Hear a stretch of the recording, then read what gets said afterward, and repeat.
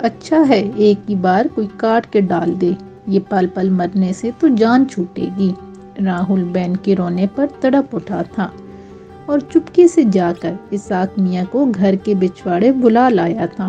تم ماسٹر جی سے بات کر لو، میں یہاں کھڑا ہوں۔ اس نے چندر سمرن کے کان میں سرگوشی کی۔ کوئی آیا تو تمہیں آواز دے دوں گا۔ چندر سمرن نے ننھے سے بھائی کی ممنون نظروں سے دیکھا اور تیزی سے اس سمت بڑھ گئی جہاں اسحاق چاچا اس کا انتظار کر رہے تھے۔ انہیں سامنے پا کر وہ پھوٹ پھوٹ کر رو دی۔ کچھ کرو ورنہ ہمارے ہاتھ سے سمے نکل جائے گا۔ اسحاق چاچا کی کچھ سمجھ میں نہیں آ رہا تھا کہ کریں تو کیا کریں۔ چندر سمرن سب کچھ چھوڑ چھاڑ کر ان کے ساتھ فرار ہونے کو تیار تھی، مگر وہ اسے اس طرح بھگا لے جانے کے لیے تیار نہ تھے۔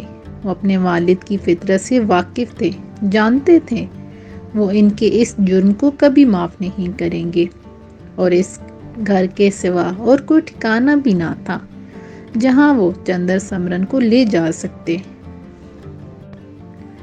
کیوں نہ ہم ننھی کے گھر چلے جائیں؟ چندر سمرن پرجوش لہجے میں بولی۔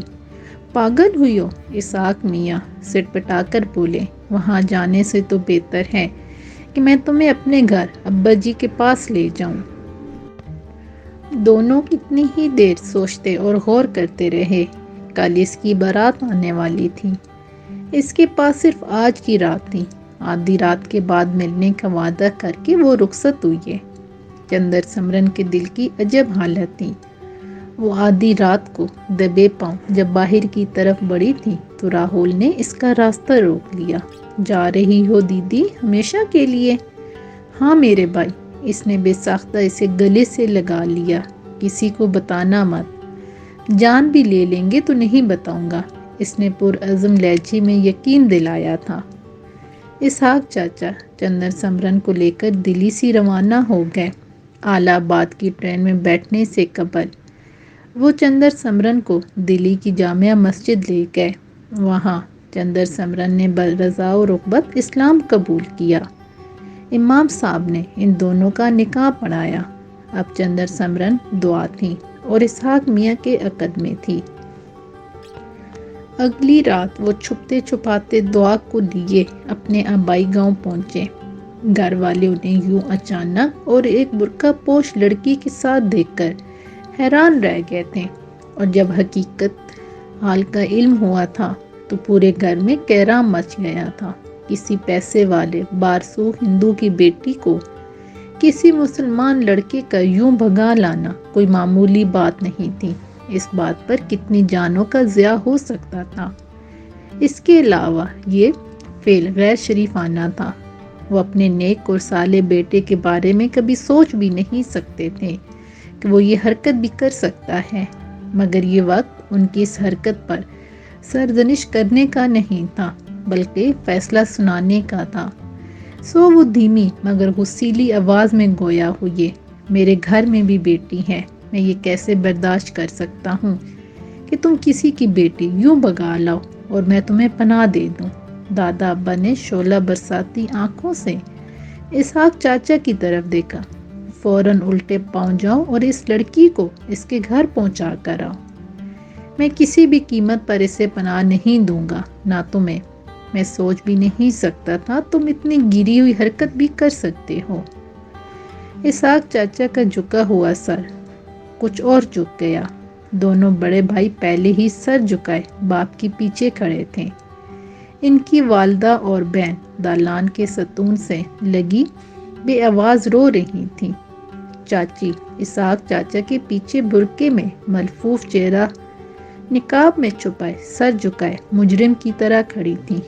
دادا ابا کی گھن گرج سن کر انہوں نے زیر نقاب اسحاق چاچا کے بے کس و بے بس چہرے کی طرف دیکھا، پھر کچھ سوچ کر پرعزم انداز میں آگے بڑھی اور انہوں نے اپنے چہرے سے نقاب الٹ دیا۔ یہاں سے وہاں تک اجالا پھیل گیا تھا۔ ہر آنکھ حیران ہو کر پرستائش انداز میں ان کے چہرے پر جم گئی تھی۔ وہ باوقار اور بااعتماد انداز میں چلتی دادا ابا کے مقابل جا کھڑی ہوئی تھیں۔ کل تک میرا نام چندر سمرن تھا اور میں ونامل کی بیٹی تھی۔ ان کی چاندنی کی گھنٹیوں جیسی مترنم آواز ساکت و خائف فضا میں گونجی۔ پر کل رات کلمہ پڑھ لینے کے بعد سے میرا نام دعا ہے اور سید اسحاق احمد کی منقوع ہوں۔ میں آپ سے آپ کی بہو کی حیثیت سے نہیں، ایک مسلمان لڑکی ہونے کے ناطے پناہ مانگ رہی ہوں۔ اگر آپ نے ایک مسلمان لڑکی کو زبردستی ہندو گھرانے میں بھیجنے کی کوشش کی اور اسے اس کے پتی کے گھر میں پناہ نہ ملی تو میں کسی کنویں میں کود کر جان دے دوں گی، پر واپس نہیں جاؤں گی۔ پھر وہ دادا ابا کے قدموں میں گر کر زور و قطار رونے لگی۔ دادا ابا گم سم سے بت کی طرح کھڑے تھے۔ ان کا سارا غصہ اور جلال جاگ کی طرح بیٹھ گیا تھا۔ انہوں نے جھک کر دعا چاچی کو اٹھایا اور اپنی شفقت اور محبت کی پناہ میں لے لیا۔ ادھر دلی میں تہلکہ مچا ہوا تھا۔ چندر سمرن کے چھوٹے بھائی نے چندر سمرن اور اسحاق میاں کے عشق کی کہانی سب کو کہہ سنائی تھی، اور قرین قیاس یہی تھا کہ وہ لوگ اسے تلاش کرتے ہوئے سب سے پہلے اسحاق چاچا کے گاؤں پہنچیں گے۔ اسی لیے اسی رات دادا ابا نے اسٹیشن جا کر گارڈ کے ہاتھوں بابو جی کے نام ایک چٹھی روانہ کر دی تھی، تاکہ بابو جی حالات سے واقف ہو جائیں اور صورتحال کے مطابق انتظام کر لیں۔ اگلے دن کے ڈھلتے ہی اسحاق چاچا اور دعا چاچی کو ہمارے گھر کے لیے روانہ کر دیا گیا۔ جیسے میں نے بتایا، بابو جی ان دنوں سندھ کے ایک انتہائی دور افتادہ اسٹیشن پر تعینات تھے، اور وہاں بہت کم لوگوں کو بابو جی کے شہر اور پتے کے بارے میں علم تھا۔ اس حوالے سے اسحاق چاچا اور دعا چاچی کے لیے یہ گھر ایک محفوظ ترین پناہگاہ ثابت ہو سکتا تھا۔ 2 دن اور 1 رات کے سفر کے بعد وہ ہمارے گھر آ پہنچے تھے، اور دعا چاچی کو دیکھتے ہی میں ان کے عشق میں مبتلا ہو گیا تھا۔ میرا چھوٹا بھائی اور بہن بھی دعا چاچی کو پسند کرتے تھے، مگر میرا حال سب سے جدا تھا۔ میں تو ان کا دیوانہ تھا، رات دن پروانے کی طرح ان کے گرد منڈلاتا رہتا تھا۔ انہی دنوں میں تیسری کلاس کا طالب علم تھا۔ اسکول میں میرا دل نہ لگتا، بس دل چاہتا ہر وقت دعا چاچی کے سامنے بیٹھ کر انہیں دیکھتا رہوں۔ میری اس دیوانگی کا جلد ہی سب کو پتہ چل گیا۔ سرما تو تمہارا دیوانہ ہے، امی جان اکثر ہنس کر یہ بات دعا چاچی کو بتاتی رہتی تھی، اور یہ بات سن کر وہ بے اختیار میرا ماتھا چوم لیتی تھی۔ اسی دوران ایک بار ان کے منہ سے نکلا تھا، یہ تو مجھے میرے راہل جیسا لگتا ہے۔ راہل کون؟ میں نے حیرت سے پوچھا، مگر انہوں نے کوئی جواب نہیں دیا اور اپنی حسین آنکھوں میں آئے آنسوؤں کو چھپانے میں لگ گئی تھیں۔ گزرتے وقت کے ساتھ میری محبت میں اضافہ ہوتا جا رہا تھا۔ میں اسکول سے آنے کے بعد تمام وقت سائے کی طرح دعا چاچی کے ساتھ لگا رہتا، اور رات کو کھانے کے بعد جب وہ اسحاق چاچا کے ساتھ اپنے کمرے میں جا کر دروازہ بند کر لیتی تو وہ وقت مجھ پر بہت اذیت ناک گزرتا۔ میرا بس چلتا تو میں دعا چاچی کو ان کے کمرے میں کبھی نہ جانے دیتا، اور دن کی طرح رات کو بھی ان کا چہرہ تکتا رہتا۔ اس رات اسحاق چاچا اور دعا چاچی کمرے میں جا چکے تھے اور ان کے کمرے کا دروازہ بند ہو چکا تھا۔ تب بابو جی داخلی دروازہ کھول کر گھر میں داخل ہوئے، اور انہوں نے خوشی سے لبریز آواز میں امی جان کو آواز دی تھی، سرمت کی ماں، ذرا باہر آ کے دیکھو تو کون آیا ہے۔ اور امی جان دوپٹے سے ہاتھ پونچھتی باورچی خانے سے نکل کر دالان کی طرف لپکی۔ سامنے بابو جی کے ساتھ ہماری نانی اور خالہ موجود تھیں۔ ہائے اللہ، اماں جان آئی ہیں۔ امی جان خوشی سے چیختی ہوئی آگے بڑھیں اور اپنی والدہ سے لپٹ گئیں۔ کیسی ہو چندا؟ ماں سے مل لینے کے بعد وہ اپنی چھوٹی چہیتی بہن بلقیسہ خالہ کی طرف متوجہ ہوئیں اور انہیں بھی پیار سے گلے لگا لیا۔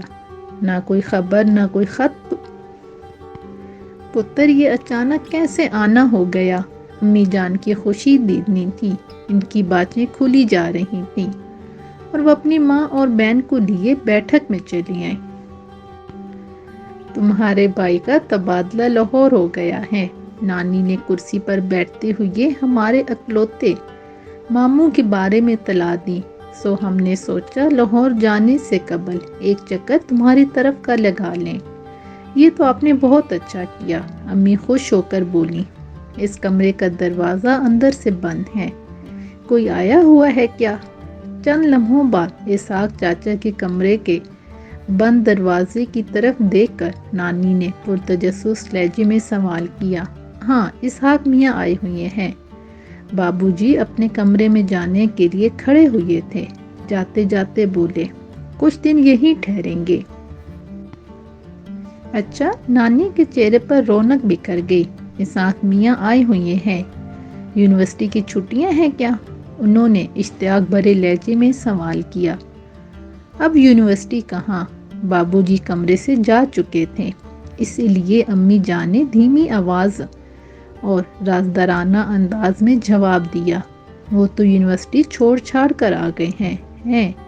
نانی حیران ہوئی، کیا مطلب؟ بتاتی ہوں۔ پھر امی جان نے گول مول انداز میں کہا، بس وہ کچھ شادی وادی کا چکر تھا۔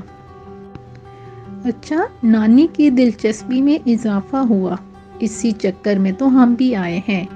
نانی نے رازدارانہ انداز میں سرگوشی کی، میں نے تمہیں بلقیس کے لیے اپنی ساس سے بات کرنے کے لیے کہا تھا، تم نے بات کی؟ آپ تو بات کرنے کا کہہ رہی تھیں امی جان، کسمسا کر بولی، وہ تو شادی بھی کر لائے ہیں، کمرے میں اپنی دلہن کے ساتھ موجود ہیں؟ نانی کی آنکھیں حیرت سے پھیل گئیں۔ کیا کہہ رہی ہو، نہ خبر نہ پتہ، ایسے چھپ چھپاتے شادی کیسے ہو گئی؟ ہمیں 2 پیسے کا خط تک نہ ڈالا، سمدھیانے والے ایسے گئے گزرے ہوں گے، ہم دلی میں ہی تھے، مر تو نہیں گئے تھے۔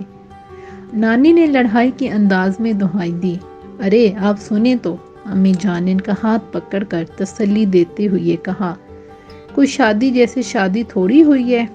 پھر قریب کھسکتے ہوئے انہوں نے سارا قصہ نانی کے گوش گزار کر دیا۔ لو، ہم تو اپنی بلقیس کے لیے سوچتے ہی رہ گئے، نانی نے کف افسوس ملتے ہوئے کہا، اور وہ دلہن بھی لے کے آ گئے، خود میری بھی یہی آرزو تھی۔ امی جان نے نانی کو خوش کرنے کی خاطر معصوم صورت بنا کر کہا کہ میری بہن میرے دیور کی دلہن بنتی، مگر تقدیر کو منظور نہ تھا۔ اگلی صبح جب دعا چاچی کمرے سے برآمد ہوئیں تو ان کی ملاقات بلقیس خالہ سے ہوئی۔ ارے چندن، سمرن تم؟ بلقیس خالہ نے حیرت سے انہیں دیکھا۔ دعا کی کزن، ادھر دلی میں ہی بلقیس خالہ کی کلاس فیلو تھیں، اس حوالے سے وہ چندر سمرن سے واقف تھیں۔ اچھا، تو یہ کارنامہ تم نے انجام دیا ہے؟ نانی اسحاق چاچا کی طرف متوجہ ہوئیں۔ ادھر دلی میں ہفتوں تہلکہ مچا رہا۔ لو بتاؤ، کوئی مسلمان لڑکیوں کا کال پڑا تھا جو تم ایک ہندو لڑکی بھگا لائے، اور اس لڑکی نے یہ بھی نہ سوچا پیچھے کیا حال ہوگا؟ نانی کا اس طرح کہنا امی کے ساتھ مجھے بھی سخت برا لگا تھا۔ دعا چاچی کا چہرہ دھواں دھواں ہو گیا تھا، خود اسحاق چاچا خجل ہو گئے تھے۔ مفت میں بچہ جان سے گیا، اس کا بھائی راہل، نانی نے اونچی آواز میں بابو جی کو مخاطب کیا، اور تم انہیں یہاں چھپائے بیٹھے ہو۔ ادھر اس چندر سمرن کا کچھ لگتا شام مراری ننگی تلوار لیے پھر رہا ہے، اور پھر وہ اسحاق چاچا کی طرف متوجہ ہوئی۔ واہ، خوب، شریف کرانے کی ناک اونچی کی ہے تم نے۔ اماں بھی، اماں جان نے بابو جی اور چاچا کے چہروں کے تاثرات بدلتے دیکھ کر دھیرے سے نانی کو ٹوکا۔ پھر انہوں نے کونکیوں سے دعا چاچی کی طرف دیکھا۔ نانی کی زبان نے راہل کی موت کی خبر سن کر ان کا چہرہ سفید پڑ گیا تھا۔ بعد میں بلقیس خالہ سے پتہ چلا کہ راہل سے ہی، کیونکہ سب کو پتہ چلا تھا کہ چندر سمرن اسحاق نامی مسلمان کے ساتھ فرار ہوئی ہے، تو تو شام مراری راہل کے پیچھے پڑ گیا کہ اسحاق کا گھر بھی اسے پتا ہوگا، مگر راہل کو اگر کچھ پتا بھی ہوتا تو نہ بتاتا۔